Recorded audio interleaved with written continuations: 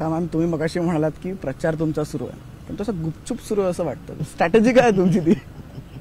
Hidden strategy आहे for sure. नाही नाही, असं काही नाही आहे. आमच्या सभा होत आहेत आणि काही ठिकाणी आम्ही गाठी भेटी घेतोय. नाही, गाठी भेटी ज्या आहेत, गाव भेटी वगैरे, त्याचं पब्लिसिटी होतच आहे.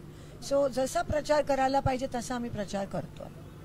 म्हणजे आता आम्ही रिसेंटली बघितलं, तुम्ही एक पत्र जाहीर केलं आणि त्याच्यात थेट तुम्ही उमेदवाराचं स्वागतच केलं. म्हणजे हे काय आहे नेमकं? नाही, ते पत्रामध्ये ते स्वयंस्पष्ट पत्र होतं आणि मी त्यांना सांगितलेलं की आम्ही सुसंस्कृत पद्धतीत हे इलेक्शन लढणार आहोत. कामावर आधारित लढायला पाहिजे. कोणतीही दुसरी गोष्ट लोकशाहीमध्ये इलेक्शनमध्ये नाही यायला पाहिजे आणि तीच पद्धत आहे लोकशाहीमध्ये. संविधानिक पद्धतीने लोकशाही लढली पाहिजे आणि भाजपचं कुठेतरी ते होताना दिसत नाहीये, कारण का त्यांच्याकडे मुद्देच नाही आहेत. आणि म्हणून माझा पत्र लिहिण्याचा हेतू तो होता.